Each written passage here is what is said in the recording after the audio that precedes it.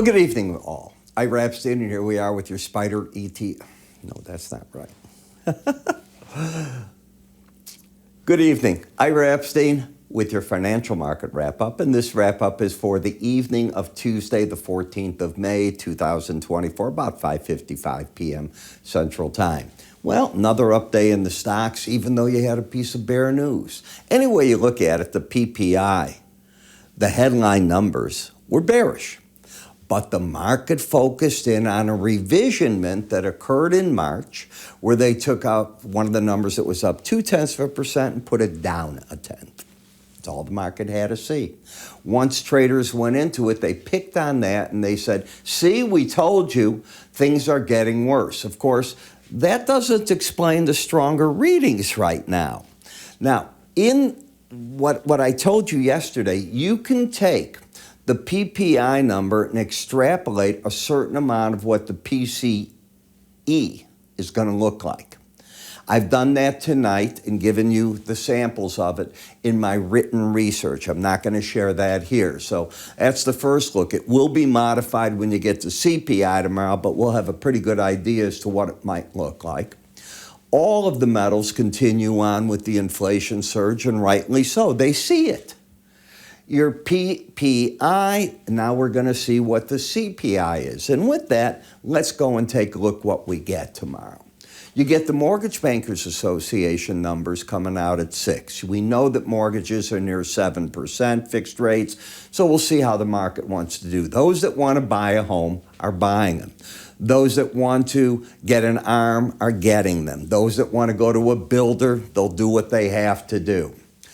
New York Fed Empire Manufacturing, is it going to be strong or weak? What does industry look like? We saw a recent uptick in some industrial numbers in a number of the regions, so it's something you want to look like, but they're fighting inflation pressures and finding it hard to pass them on.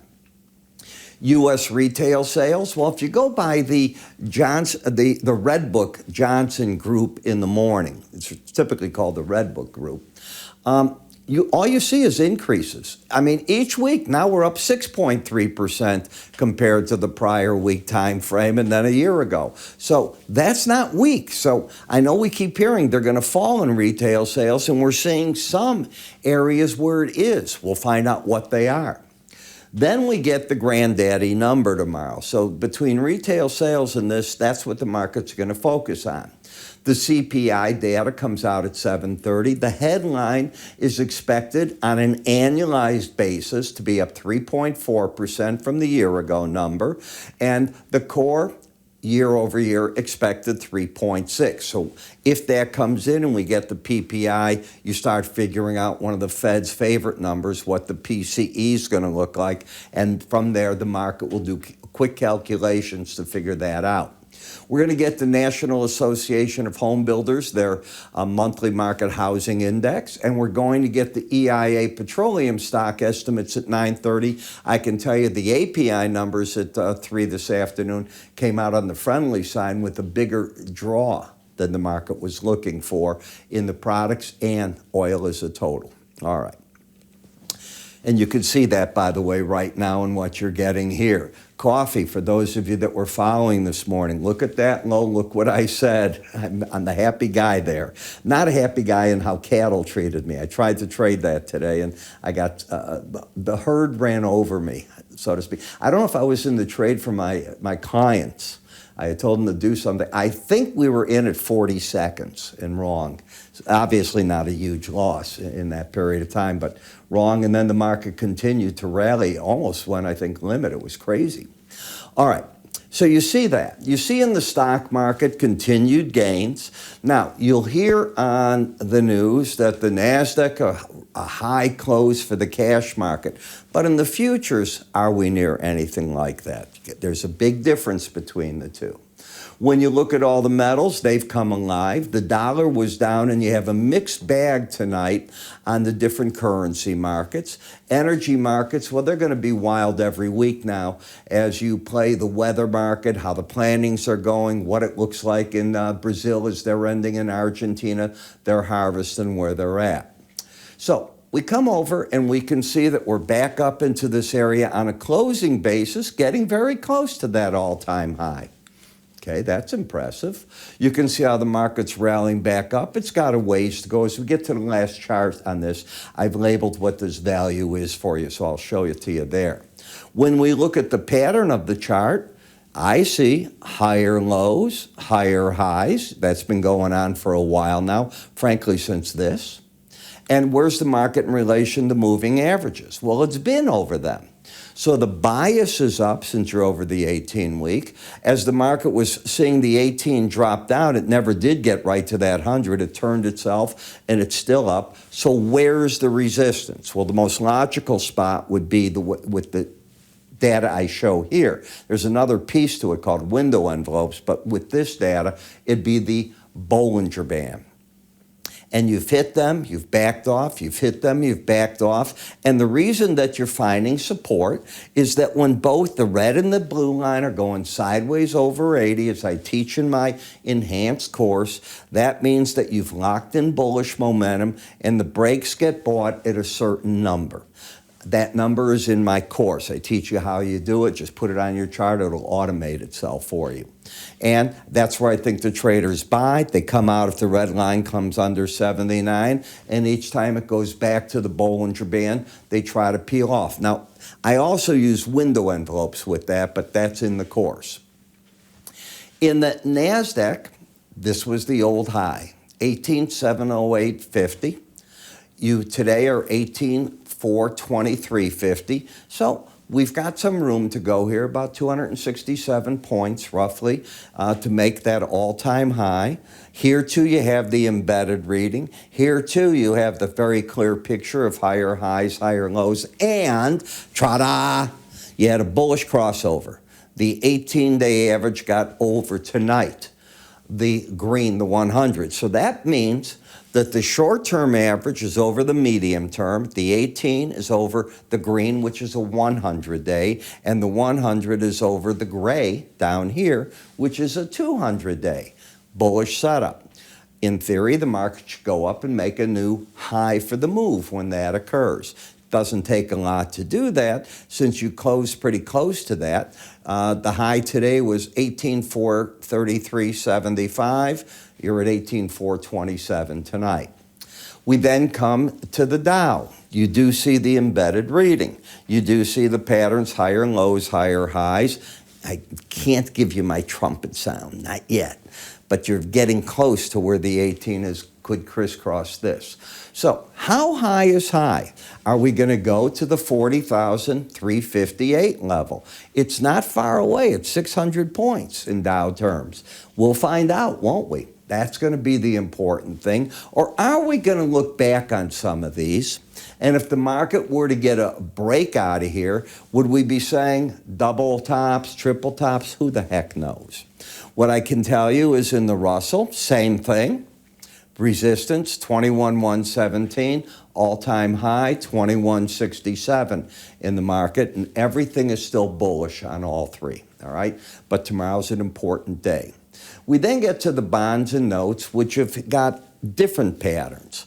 Here you've got lower highs, lower lows, which is fully countered by the market staying over the 18-day average of closes in red. So if the swing line turns down, but the bias is up, that's the reason you have a filter on the swing line. It says, doesn't matter. It's a break in a bull market. Maybe it gets back to the 18-day average and holds, but it has to do a lot more to convince you that you're actually bearish. So you do nothing. You might not want to be long, but you're certainly not short. Same thing taking place in the 5-year. Then we get to the dollar index, which had an outside day to the downside today. So today's high is very important. If it's taken out, it's a rejection of a continuation pattern of lower highs and lower lows. Very important. So you don't want to take that out. So a stop breaker, if you will, is in my head there that I don't want to see that done. And on the euro, we had an outside day up, so I don't want to take out today's low in the euro. And you've got resistance at these two numbers coming up, and you are overbought. You are not embedded. In the British pound, well, they're trying to make an argument for them to cut interest rates, and then there's an argument where the reasons they shouldn't. In the meantime, the market has been staying over my line in the sand, the 18-day average. I call it the line in the sand because it is the DMZ zone. It is the number that determines do you have upside or downside bias. When you're over it, you're looking for buy signals to the upside. Today, one was generated with an outside day up, calling that you might make a run to the combination of the upper band and the 100-day average. Again, you don't want to see the lows of an outside day up immediately taken out. Bitcoin is still in the bear camp. It keeps coming up to the 18-day average of closes and dropping back. Now, certainly, if you took out the highs back here, I'd get concerned with the market that maybe it's time not to be short. But at this point, the people that have control are in the bear camp. The differential between Brent and WTI keeps narrowing. It was 520, it's down to 471 now. That's a big move in this market. 50 cents has proven to be a big move recently. The market came down. It is fighting a big battle at the 200-day average, the 100, for direction. You've got a higher high, lower low pattern, and you're oversold. The identical things happening in the WTI at this point. Gasoline was doing it for a couple of days, and it let go today. It almost acts like the Biden administration is releasing gasoline on the market. Get it down so that I win more votes as traders drive their cars in May, and they won't be mad at me for high gasoline prices. Well, this is saying, at least come the wholesale level, that prices are coming down. Now, you got to pay attention to this. This is part of the equation in the PPI. Energy plays an important role. And while energy was up the month before, if you take a look at April, you were up in April, you're down now. That's not being lost on the people that will do the math for the PCE. And they're able to say very proudly that we peaked out and all we did so far is drop in the month of May. Is there an argument you have with that? I pray not, because as you can see, here's your guide, and that's what you've done. Now, we're only, and admittedly, we're only at the 14th, but if the numbers go in, that is a number that is favorable from the Fed's point of view on the PCE number. So I understand the math and I understand some of the arguments. Working against it is natural gas, because it's been on a tear to the upside. My idea back here, as we talked, and regular viewers know I was saying it, I said, I'm wondering if we had first a base or a top, and then we had the move out of this, and then I came to the conclusion this is now a base. And I said, watch out, you could run with the son of a gun. The first resistance at the Bollinger Band and the 100-day average didn't stop the market. Is it going to be able to work itself up to the 260, 680 level? That's a big number. It could, but I would think that it'll fall short of that somewhere along the line here. But the bear side, in my opinion, is over. And if we have climate change that does create, like it's been doing, crazy tornadoes every day, it seems there's one, and the hurricane season, if that gets bad, and heat steps in. I know that in Florida there are already, I was talking to one of my really close friends, and he lives in Boca, and they were supposed to be 96 today without a heat index. He said over 100 with it.